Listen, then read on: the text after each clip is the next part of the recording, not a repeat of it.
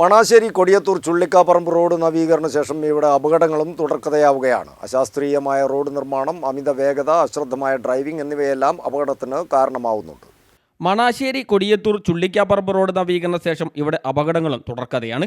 കഴിഞ്ഞ ഒരു വർഷത്തിനിടെ മാത്രം 20ഓളം ചെറുതും വലുതുമായ അപകടങ്ങളാണ് അര കിലോമീറ്ററിനിടെ ഉണ്ടായത്.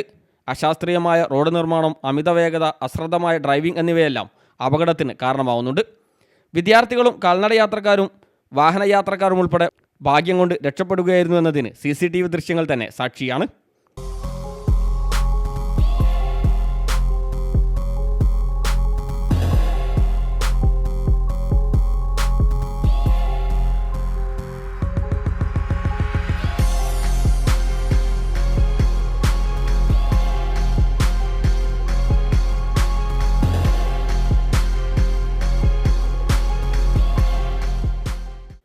സീബ്ര ലൈനിൽ പോലും യാത്രക്കാർക്ക് രക്ഷയില്ലാത്ത അവസ്ഥയാണ്. കൊടിയത്തൂർ ഫാമിലി ഹെൽത്ത് സെൻ്ററിന് മുൻവശത്തെ കയറ്റവും ഡ്രൈവർമാർക്ക് വലിയ വെല്ലുവിളിയാണ്. കൊടിയത്തൂർ ഭാഗത്ത് നിന്ന് വരുന്ന ഡ്രൈവർമാർക്ക് എതിർദിശയിൽ നിന്ന് കയറ്റം കയറി വരുന്ന വാഹനങ്ങൾ തൊട്ടടുത്തെത്തുമ്പോൾ മാത്രമാണ് കാണാനാവുക. ഈ ഭാഗത്തെ കയറ്റം കുറയ്ക്കണമെന്ന് നിർമ്മാണ സമയത്ത് തന്നെ ആവശ്യമുയർന്നിരുന്നുവെങ്കിലും അധികൃതർ ചെവിക്കൊണ്ടിരുന്നില്ല.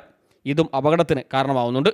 കൊടിയത്തൂർ കുടുംബാരോഗ്യ കേന്ദ്രത്തിന് പുറമെ pain and palliative association office കെട്ടിടം, കോംട്രസ്റ്റ് കണ്ണാശുപത്രി, സ്വകാര്യ മെഡിക്കൽ സെൻ്റർ തുടങ്ങിയവയും ഇവിടെ പ്രവർത്തിക്കുന്നുണ്ട്.